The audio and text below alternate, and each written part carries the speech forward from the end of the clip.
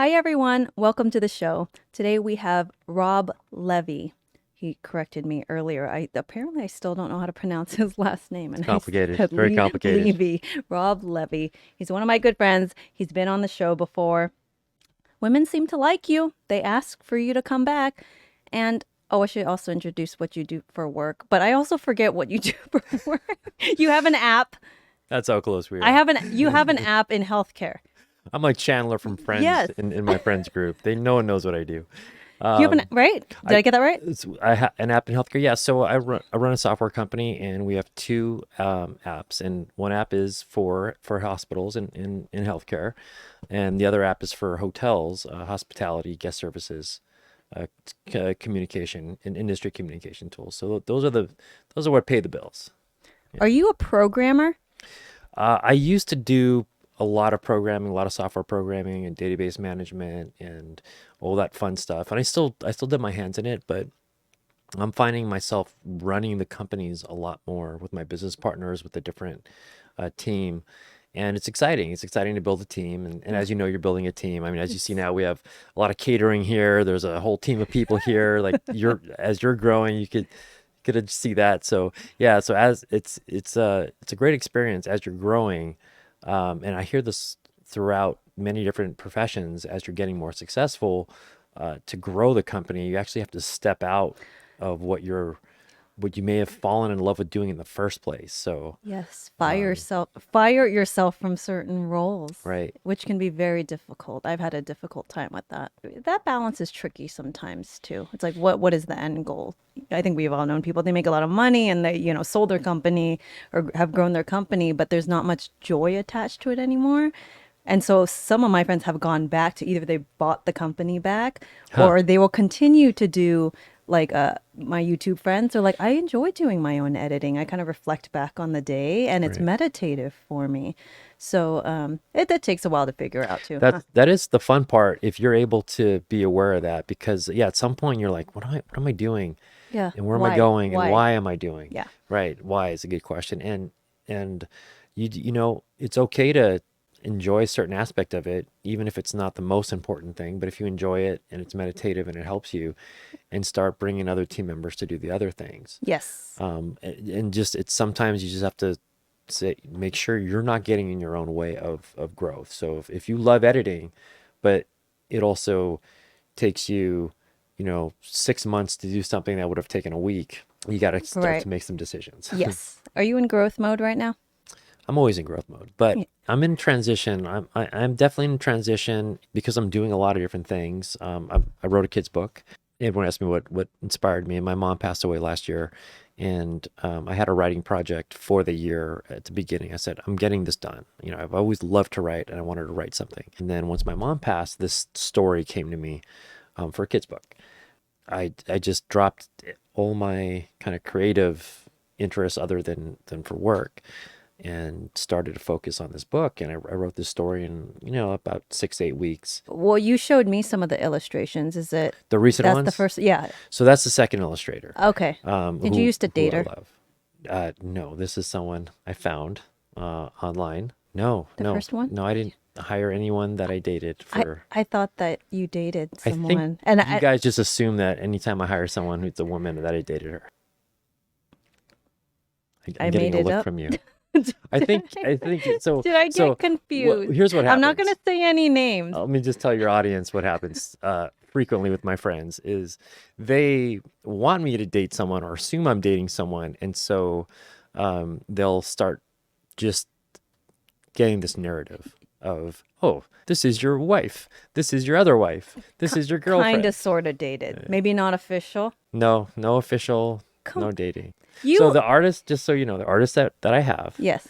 lives in Italy. Okay. I've never met her before. Okay.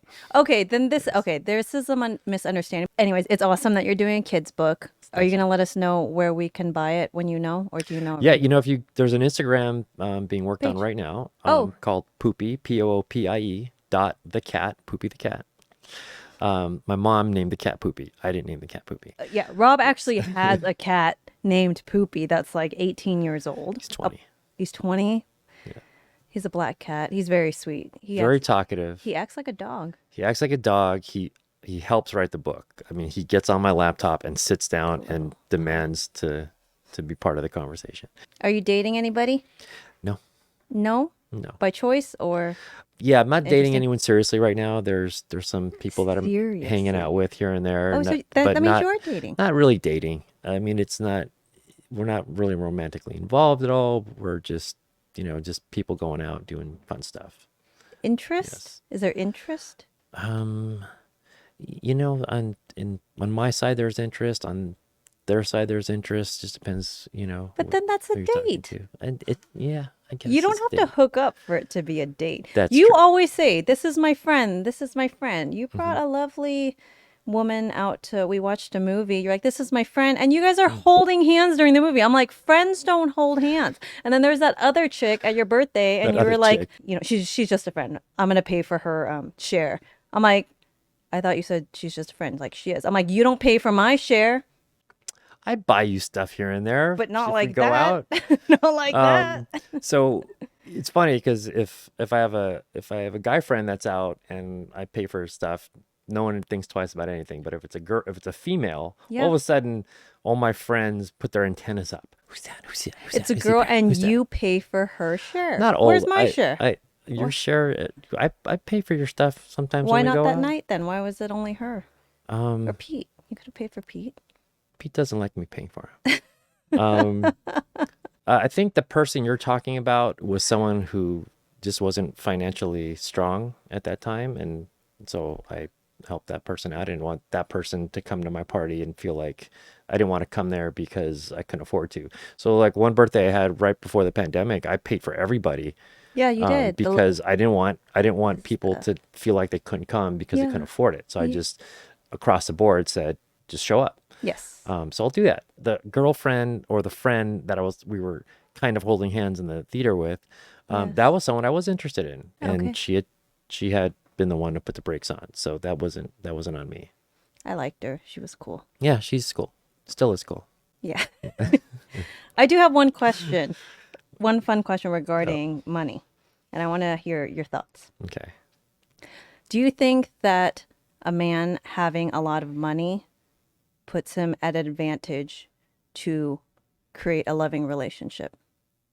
So instead of giving the normal, well, it depends kind of answer, I'll answer that as absolutely. It Okay. absolutely does. In what way? Having money allows you to do more. It gives you the freedom to do more. So if you're just going to take money in a vacuum, money's a resource. In the world we live in, having resources gives you the ability to provide more. And be able to provide more allows you to create more of a stress-free environment for a relationship to kind of bloom and foster. So just taking that in a vacuum, then absolutely. But if you start adding all these other elements to the equation, then it depends, right? So if having a lot of money for one person requires you to do 80-hour work weeks, something like that, then I'm going to say, no, that having that money is going to work against having a loving relationship. But in general, absolutely, having more resources. So I'd rather, instead of saying money, just saying resources, Okay. because again, having more money, you make $100,000 a month, but your expenses are $95,000. Doesn't really give you much left, if that's your lifestyle. But having more resources will always give you a better opportunity to do anything. Well, I mean, I agree that you'll have more choice in the beginning. Like, just say you take the same person, Hmm. and then one has a lot of resources and the other not so much.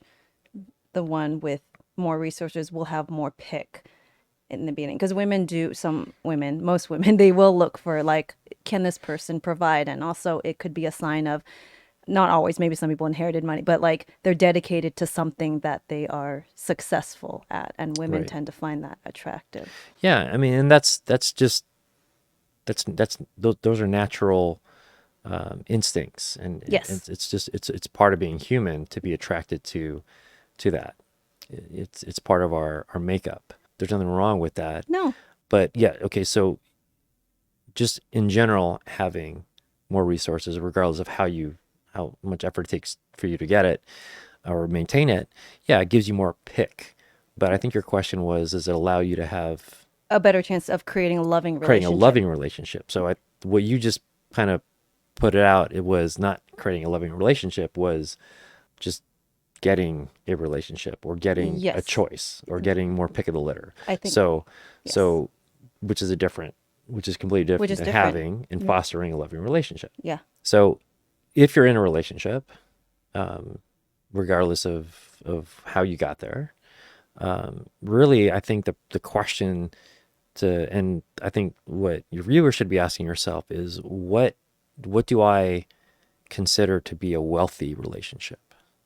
How can I a prosperous yeah, relationship? it's a Because good question.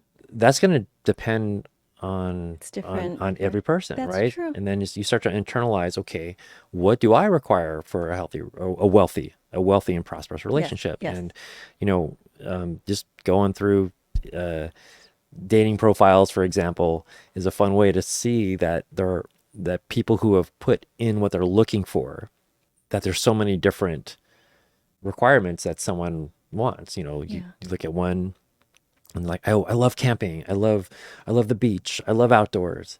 Then if you're the type of person who doesn't mind that, but likes, likes movies or likes shows, likes hanging out with friends at restaurants and parties. If that's where you feel like you're most happy, yeah, then matching it with that person may or may not be a good idea. yeah. I say may or may not because right away you think, oh, that's a bad match, but at the same time, there may be a side of you that really likes that side, Hmm. and opens up different doors and makes your life more wealthy. So Yeah, there's first just being honest with yourself and identifying what makes you happy in a relationship, what makes you feel prosperous and wealthy yeah, in a relationship, not just happy, but like, wow, like you just feel like abundance of wealth to the point where things like money don't matter, things like other right, stuff don't matter right. because you're feeling so wealthy in this relationship. Yeah, And some of that stuff might require a decent amount of money to create that, but forget about that part, just what makes you feel prosperous and wealthy in a relationship.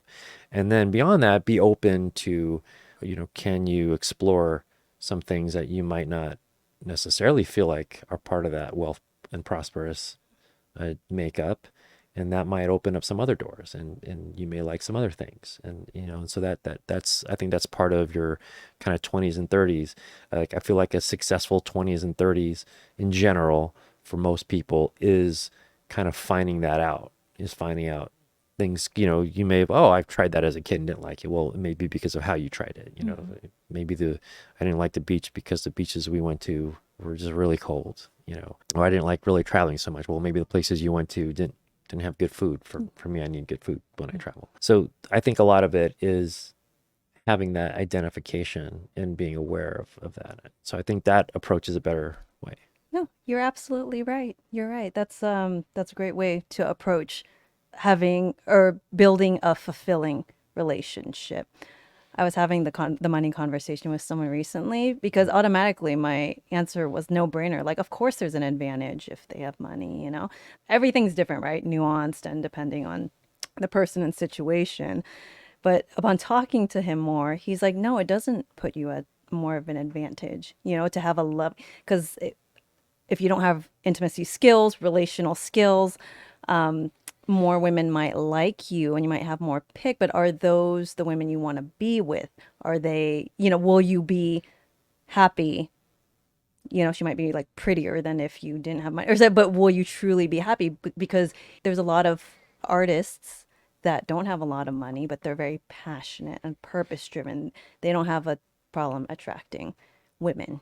The average guy that doesn't have a lot of money, like, can absolutely have a fulfilling relationship. So it's not as much as people think. The advantage is not as much as people think. Yeah, but like in a vacuum, yes. If that same artist or that same people had more financial means, resources, that creativity could be used to do other things in that relationship Yes. and to create a loving relationship.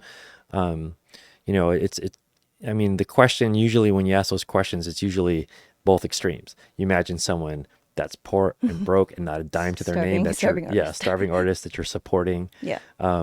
that is doing something that will never make any money for the rest of their life. Yeah. That's kind of the extreme you go to. And then, of course, you go right to the other extreme with someone with a lot of money, who's a little more kind of cold-hearted and kind of selfish Yeah. and self-centered. But that's just the cliche of course. of that question, Of course. because you're going to have everything in between, Yeah. including the wealthy people that are extremely creative, financially wealthy people that are extremely creative, and you're going to have the artist people that are just not someone that you want to be around, regardless of how much Yes. money they have. So, Correct. yeah, I just think the financial question's a fun one to talk about, Yeah. but to really get to the meat of it, like, let me ask you. So, I feel like you and Pete have a wealthy relationship, a very prosperous, wealthy relationship. I do feel, yeah, like I feel like happy and long term, like fulfilled, because I get to be me. That to me is prosperous. Is I'm loved for being me, like the self-expressed version of me. I mean, that there's no price tag on that. No, And you and Pete are pretty successful financially, I would say. we don't have to worry about money. And So to me, that's successful. See, again, that goes to your, where do you consider successful? I feel successful is that you don't have to worry about it. You know, what are some of the things that you guys tend to do with that money? You know, you could be you, he could be him. What are some of the things you guys tend to want to do that does take some financial means, but you're able to do it? oh, like travel together, remodel our house so it feels like it's like ours. Eat out. We eat out together a lot. That And I shared think those are experience. three huge things. Yeah. You've remodeled your house. This is a place you're going to be living and you're going to be in the majority of your time Yeah. with each other. Yeah. And it's now an environment that you both, and correct me if I'm wrong, but the last place you lived at didn't really feel that. No. And did it I create, hated did it. it create conflict Oh, with you guys? absolutely. I hated it. Okay. Well, they see, and you guys, so you two moved into a better situation, Yes. which wasn't a financial drop in the bucket. It was effort and planning, Yeah. a little sacrifice, and then on top of that, you spent resources to remodel it and get it to where you both feel comfortable. Yeah. And how is your relationship in this new place versus the other place? Yeah, it just feels easier, like there's less stress now after the remodel. Yeah. And things, well, after the remodel, but yeah, okay. So, your relationship as a whole is stronger, Yeah. and Because we're both you're happy with and where we loving live. and more loving, Yeah. and that happened because of financial means. Yes. That it makes it easier. But I think Yeah. there's also components like outside of money, like our compatibility and like what direction we want to go in life and stuff. It's pretty similar. But 'Cause that didn't change. That wasn't changing at your old house. You still had this. That was the same. You guys were already Yes. there. But I think it's because I knew we could live somewhere nicer. We had the money to, but we weren't. If we didn't have the resources, I think you tend to be a little more accepting of like of things of like what your limits are, right? And so, and it didn't match. That's why I'm like, there's no reason we have to live in a neighborhood that where I don't feel safe when we could afford to live somewhere else. If that was, if we Right. couldn't afford anything better, I don't think I wouldn't have even gone there. I'd be like, this is where we have to live temporarily. Let's, try to work hard and, make more money. But I think it's because I knew we didn't have to be there. Okay, that's a That good that's why I was a punk about it. point. But I agree. Like I value money in that it gives you options. That's what it's always been important to me. But my whole point with the question was one, it's a fun question, but It's also fun. It is a fun question. yeah, but also I think people automatically just put too much weight on it. Like, oh, he's rich. I'm like, it doesn't mean anything, Like there's so many other components to well, it depends on what you want. If you just want someone to pay for stuff and like then it's fine. But for creating a loving relationship and stuff, like it's not as important as I think people think And that I'll in agree creating with. happiness. That I will agree with. We I say will that a agree lot, with right? But I think it's just a reminder, like it really does not that. Yeah. guarantee a loving relationship or Right. It doesn't guarantee it, and happiness that's a or fact. I yeah. mean, that's a fact. Or If you like ask me that or like question- it's a better pick. right. And that's why the question of, oh, what do you do for a living? If that question is being asked to, subconsciously or consciously assess, is this person going to be able to take care of me or hang with me or whatever? If that's your approach from the get-go, you're already starting on a foundation that will most likely crumble, because you're starting out with a false, just a false sense of direction. Like we just talked about, you can have some of the wealthiest people in the world and just be miserable with them, Yeah. and some of the poorest people in the world and be so happy. I really think if you're serious about trying to find a good relationship, you'll internally turn inside and ask yourself, what do I consider a wealthy relationship, prosperous? And then go from there. And you might find out that you don't need much financial resources. You need other resources. You need a time resource. You need someone who's more available. Yeah. You need someone who wants to travel and move. You need someone who's creative. Or you might find out, yeah, you do need someone with a lot of money. Yeah. And Fair. there's nothing wrong with Yeah, that. If fair. that's what you want in your life, Absolutely. if you want to travel and spend money, and Yeah. spending money makes you the happiest person, and you don't want to do any self work after that, Yeah. and that's you, that's you. But and be honest about it, and Yeah. hopefully you find someone that matches. Yeah, Absolutely. Absolutely. There's never a right or wrong. I'm just like, you do you. Whatever makes you you do genuinely you. happy, Yes. go do that. So, what do you find wealthy and prosperous in a relationship? I knew you were going to ask that question. And I don't have a good answer for that. So, again, like, have I internally looked in myself and said, what do I find? And I have, and it's changed over time. Hit But generally, and I think we talked about this on the last, recording? maybe the first But one, is that I do want someone who is uplifting, supportive, that, and it helps me be a better me, in the sense that I enjoy when I'm doing something successful, I enjoy sharing it with them. So someone that's got a good laugh, good smile, someone I could feed off of, and we feed off each other, that is looking for more of the positive side versus kind of the negative side. So when I'm in those types of relationships, and even with friends, like, if you look at my friends, they fit that mold too. Like, we may razz each other and tease each other, but ultimately we're all trying to help each other, be better and be happy. And if one of us is sad, the other one, the group of us is sad. So, yeah. like, we're connected that way as friends. Ultimately, in a relationship, I want that. I want to feel connected with the person I'm with, and share exciting things with them, and be motivated by them, as well as my self motivation. But I want them to help leverage that motivation. You have a really good friend group too. Yes, That's a good sign. yes. We've talked about this And you are before. one of them. Like, who doesn't Yes, know what you do, and I still don't know how to pronounce your yes, last name. that's correct. Isn't that funny? I don't even know like where you went to school. Did you go to school to become a programmer? I never went to school. Oh, you never went to school. How'd you learn Dropped out of programming? elementary school, and That no. explains Yeah, a I went to lot. Cal State Northridge for Okay. marketing. I actually went for marketing, Oh, okay. and got a business degree there. And I opened up my business right out of college, which in my head I thought, oh, I'm going to business school. They're going to teach me how to open up and run a business, which they don't. They don't teach you any of that stuff. So it's better to get a job with a company, learn how to do things and make mistakes on their dime, get paid for it, Yeah, that's build, you true. find out what you like. But at the same time, I mean, if you've got an idea, go for it. Go for Yeah. it.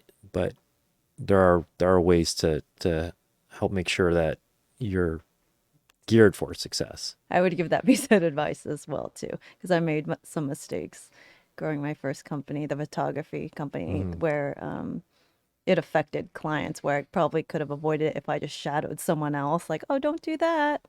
Experience is they say the best teacher, right? But experience does bring a level of resources and efficiency Yeah. that you can take advantage of, as you build your business. Can I ask about your? Are you looking at me? Because I see something about it, I feel No, like no. something's This just I'm coming. actually getting ready to compliment Oh, you. okay. So Can yes, you because that's believe that's it? usually I'm rare. gonna say So something that's why I was thrown nice. off. I'm like, something's about to happen. That doesn't normally happen. You know how to be a very good friend. you are a really good friend to the people in your life. Is that a learned skill, or is it just in you? A little bit of both. I mean, yeah, I just recall growing up that people gravitated towards me to be Yeah. friends. So I think there is a little bit of that in me. Part of it is because I'm single and I can be there for my friends. And I'm not saying that people in relationships can't be there for their friends, but it does tend to be harder to sometimes, just go on a drop of a dime and be there for a friend Mhm. and leave your partner hanging, even though they may understand. It's still leaving your partner hanging to be there for a friend. So it's easy for me to do that. It's easy for me to be there for friends Okay. because I'm single. That was an issue in a relationship in the past. It was that it'd been a while since I was in a relationship. And when I was in a relationship, I started to make some decisions that prioritized my friends. And I included the girl I was dating, but she started to feel like, God, every time we do something, your friends are always there. And I actually took a step back. I was like, that's true. I didn't realize that. That was a mistake, I think, in trying to keep that relationship successful. Was that and we had a great time. Like it wasn't like she was having a bad time. She just wanted some more intimate time, Okay. and not necessarily romance, just one on one. Hmm. That's just, I think I'm just so used to being a friend Yeah. and being single Yeah. that at that time, so in future relationships, I was more aware of prioritizing and giving time, Ah, a one-on-one time. yeah, Yeah. that's an adjustment for sure, especially if you're used to doing your life the way you've done it for a Right. certain number of years. It's something P and I have had to work on too, like how much independence, how much togetherness. And it took years. And I think it still adjusts also depending on where you are in life. Like new things happen, right? Right. But I will acknowledge things they do change after you get married. Because before, when we were younger, my mom would tell me, like priorities change after you get married. Your friend group, it's not gonna be the same. I'm like, never. We're gonna be friends forever. I'm never gonna be that person. But it's just like you have less emotional space and your priorities. You when you have start to have your own family. P and I don't have kids yet, but I still consider us me, P, and Jimmy a family. Yeah, family. It just changes that you don't spend as much time as you did before, and the priority becomes your family. You could still keep your friends, but there is something to tend to, especially if there's kids Hmm. involved too. It totally changes. I think unless you got married really young, where everyone was like kind of friends, then that like it's kind of set already. Yeah, I mean, that's the It does change a dynamic of little it. bit. It is like, Yeah. we had friends move to Nevada, Yeah, things like and that. and They I had mean, to they're buy a going to house. make new friends, Yeah, and they have kids, yeah, and some of them do, some of them don't, and so there's even some separation in there, and that's the dynamic of life. yeah, It is ever changing, yeah, and for me, part of being a good friend that I would recommend to people is that you don't put your issues on your friends. If you feel like you're not connected to a friend, that you're not putting it on them and saying like, well, I want to spend more time with you, but you're just too busy. And they might be too busy, and you may have been so close to them in the past, but that's the nature of changing. And the best thing you can do is try to just give them some options and try to spend some time with them. And when you spend time with them, enjoy the time. yeah, But it won't, the nature of what we are is change. yeah, That's something that always happens. yeah. And when there's stagnation, then there's death. There's stagnant water is dead water, right? So just embracing that that's part of life, is that things change. Another thing that you do that I think makes you a really good friend and a solid person too is you don't gossip about other people. I talk about her all the time. No, you don't. You don't. At least, well, you might say nice things about people, but you don't ever say bad things. I've never heard you say like talk shit about a friend or Yeah, I don't. Yeah, so I mean, people feel comfortable telling me stuff, yeah. and I'm sure you're and the person who knows everything. and I feel like I have a good ear, Yeah. I think I got that from my mom, and being like the younger child with my mom and the middle child with my other younger brother, is that things tend to funnel to me Oh, for better or worse. And yeah, I don't enjoy like if someone's talking about someone else in a bad way, I don't enjoy it. And I know yeah, that's sometimes I need good. it to data dump on me, and I understand perspective. So I will look at their side and where they're coming from, and I'll look at the other person's side, and I'll think about the different, because ultimately if you don't think someone's is a bad person or vindictive or a condescending narcissist type of a person, Hmm. if you believe that they are a good person, there's probably a reason why they're doing something that you're not taking into consideration. So what are the perspectives of that? And so I try to understand where they may be coming from, even if they are coming from a bad place. And ultimately, what's the goal? The goal is to try to get to a better relationship, Yeah. which is either switching perspectives and learning how to deal with each other, or actually separating. That could be a better place, because going head to head with someone that you once cared about or still care about is not fun and not good and not healthy. So sometimes a break or separation is a good prescription. Is there anyone that you don't like? I don't think I've ever seen you like mad or like not like I don't anybody. like him. Let's see.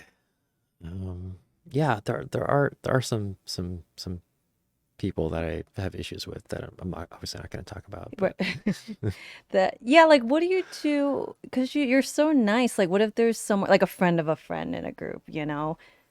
They come along and you just like can't stand him. Like, what do you do? so this is something that I learned in martial arts, and my sensei would call it the law of reflection.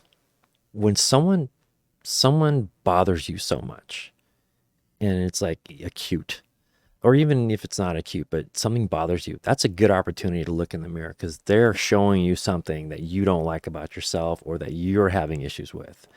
So the book I'm writing, the kids book I'm writing, is about life skills, and it's about teaching kids life skills. The first one's about pooping my cat, creating a habit, but one of the follow-up ones that I'm working on right now is about dealing with emotions.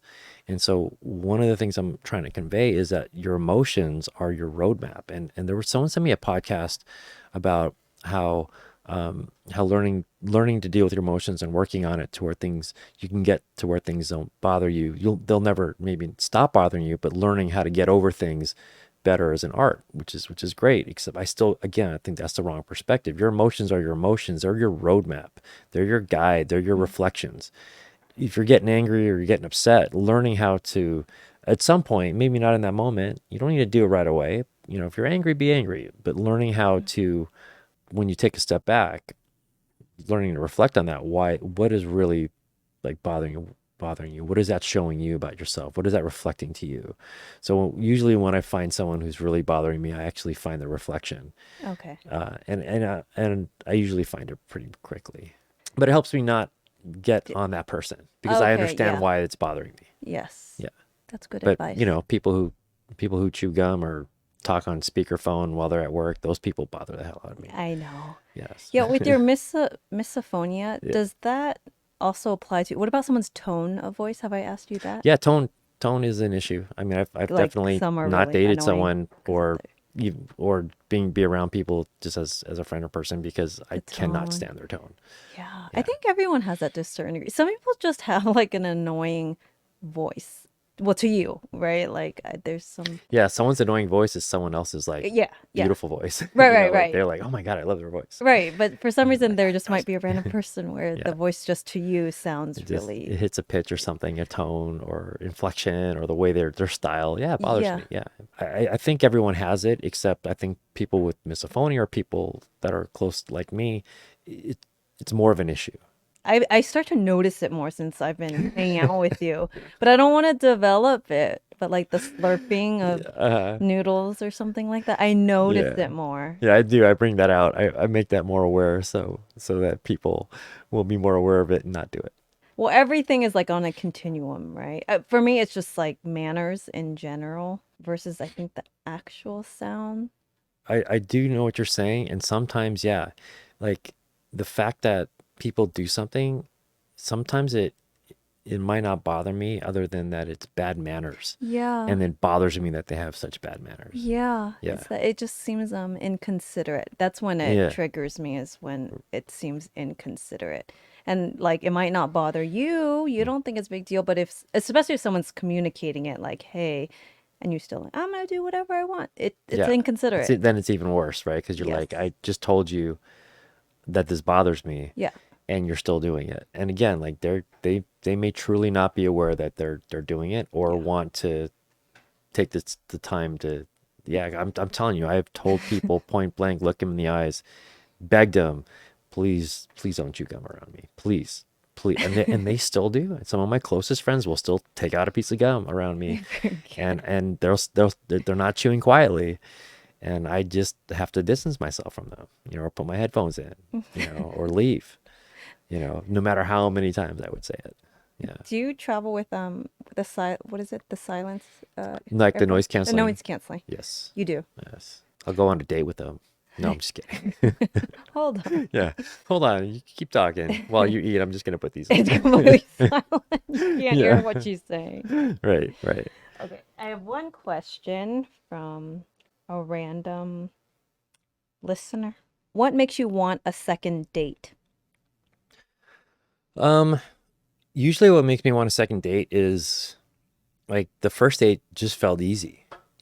Conversations were good. Things. Any issues we had weren't really issues. Like getting the table or waiting or traffic or nothing bothered us. Like we just had a good, genuine time. Then I I want a second date. Like I just naturally want a second date. Like, wow, I had a great time. I want to have, a second date. So that's an easy way to want a second date. Okay, so it just seems more like it was, but Organic, natural. or but what about like qualities of the Oh, qualities of the other person maybe? okay. So what qualities make me want to have a second date? Yeah. Well, I guess Um, that does include some qualities. It's like she doesn't make a fuss over, she understands that things happen and I mean, but things could happen. But you guys are both on the same page of how to deal with them too. So ah, it's almost like you're playing like a ping flow. pong back and Okay. forth with each other. That there's just a natural dynamic Okay. that will make me want a second date. How to foster that, I think it's a separate podcast. Okay. And then the other question is how long or how many weeks until you commit if you liked somebody?